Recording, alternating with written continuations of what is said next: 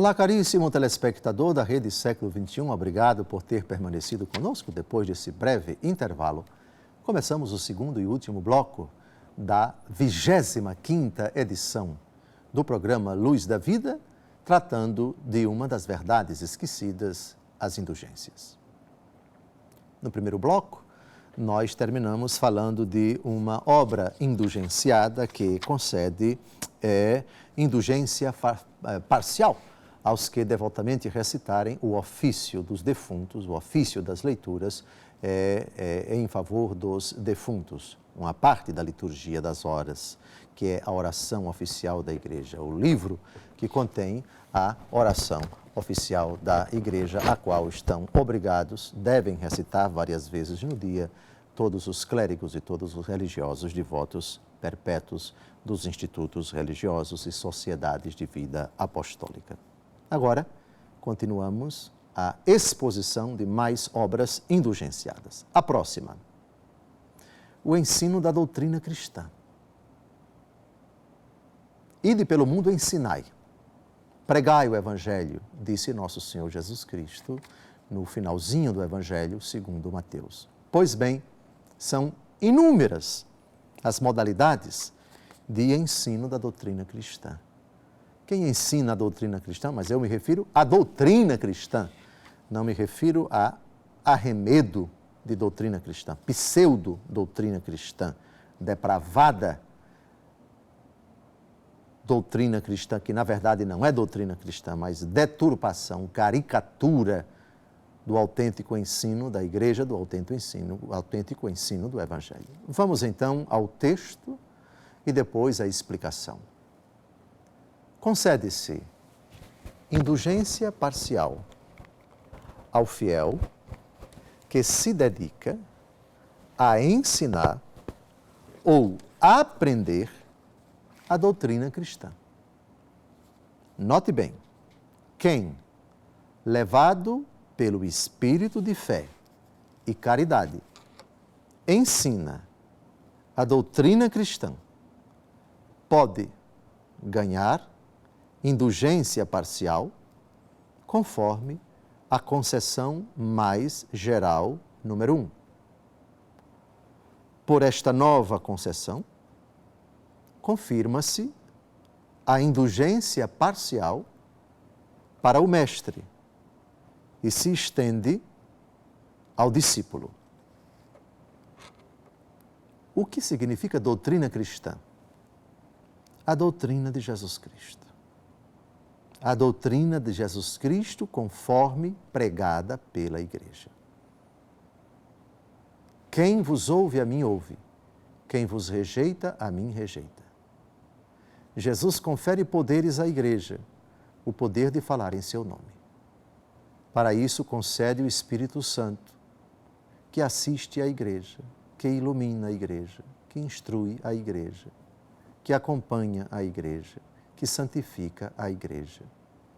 Aqui estão as três fontes da fé, que nos dão a certeza de que aquela doutrina é a doutrina cristã, a Escritura, a tradição e o magistério. Aqui está o tripé seguro, em cima do qual se alicerça a autêntica, a imutável doutrina cristã. Ora, mas não é um ensino qualquer, é um ensino da doutrina cristã motivado pelo espírito de fé e de caridade. A fé da Igreja, não por competição, não por rixa, não por rivalidade, não por interesses escusos, não por ocasião de se projetar, de se envaidecer, de se locupletar, de enriquecer, de buscar outros interesses senão a glória de Cristo. Espírito de fé e de caridade. Lucram indulgência parcial quem ensina e quem aprende. Quem instrui e quem é instruído. Vamos agora a outra obra indulgenciada. Congresso Eucarístico. O Congresso Eucarístico é um conjunto de iniciativas realizado, organizado normalmente por uma diocese ou por uma província eclesiástica ou por uma conferência episcopal, se trata de congresso nacional, ou internacional, promovido por várias conferências episcopais, ou por um grupo de países, ou então pela própria Santa Sé. Vamos ao texto. Concede-se indulgência plenária ao fiel que participar com devoção do solene rito que costuma encerrar o congresso. O congresso eucarístico sempre é marcado pela adoração ao Santíssimo Sacramento, pela devoção ao Santíssimo Sacramento. O tema central do congresso é sempre a Eucaristia. E ao longo do período do congresso, que vai da abertura até o seu encerramento, há palestras, há conferências, há simpósios, há exposições, há reflexões, há celebrações, há adoração ao Santíssimo Sacramento, sobretudo, geralmente com a presença dos bispos, dos sacerdotes, dos diáconos, dos religiosos e todo o povo de Deus.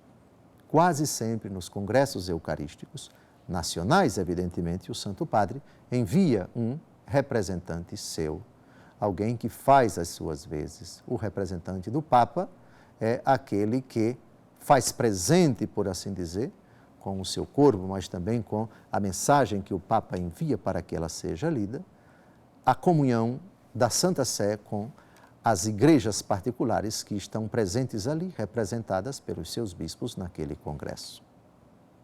Indulgência plenária, mas apenas para quem devotamente participa do solene rito de encerramento do congresso. Geralmente esse rito acontece no transcurso da missa de fechamento, de encerramento do congresso. Outra ação muito conhecida, muito praticada, obrigação para os clérigos e para os religiosos, mas nos últimos tempos estendida também para os leigos, os exercícios espirituais, ou retiros espirituais, o que é a mesma coisa. Vejamos o que diz a Igreja sobre esta obra indulgenciada. Concede-se indulgência plenária ao fiel que faz os exercícios espirituais, ao menos por 3 dias. Indulgência plenária, nós já sabemos quais são os requisitos na própria pessoa para que ela lucre. A indulgência, a remissão total das penas temporais, dos pecados perdoados quanto à culpa. Confissão sacramental, comunhão eucarística, oração nas intenções do Santo Padre. Se o retiro espiritual tem ao menos 3 dias e tal pessoa atende a esses 3 requisitos, ela lucra a remissão total da pena temporal dos pecados perdoados quanto à culpa. Próxima obra indulgenciada, indulgência na hora da morte. É um momento decisivo que vai marcar o nosso destino eterno. Ou céu, ou inferno, ou purgatório. As almas que forem para o purgatório já têm a certeza da sua salvação. A visão beatífica, porém, ela é procrastinada e por isso a alma sofre profundamente. Sofrimento, porém, que é grande, mas é infinitamente diferente do sofrimento das almas condenadas. Vejamos o que a Igreja fala da indulgência na hora da morte.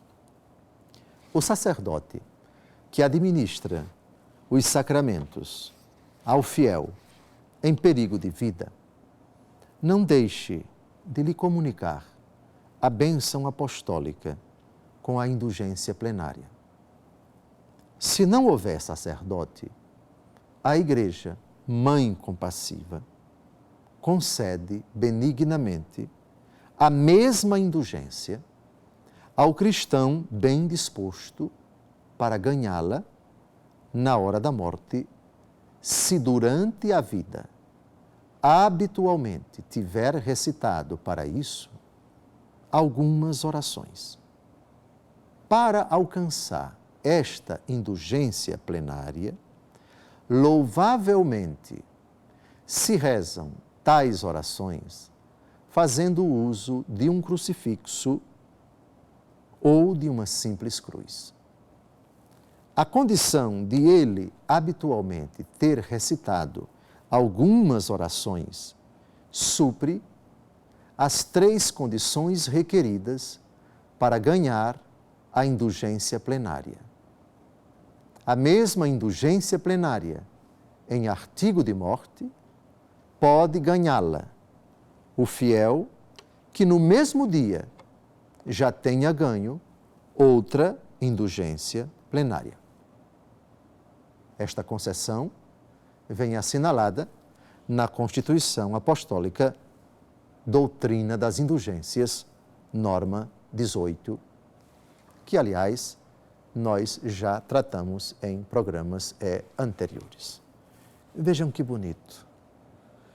Uma pessoa que está em artigo de morte, está na iminência de partir para outra vida. Ordinariamente, se exige, para que ela lucre a indulgência plenária, que ela tenha ao longo da vida recitado algumas dessas orações.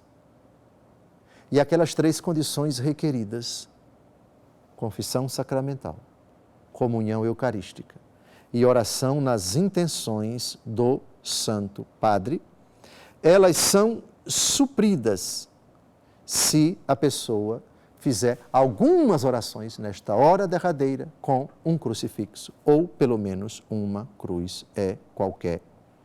Se durante a vida habitualmente ela tiver recitado aquelas orações, obviamente que ela lucra. Mas se ela nunca fez, a igreja supre desde que ela faça. Vocês se lembram de uma pessoa que passou a vida inteira no pecado?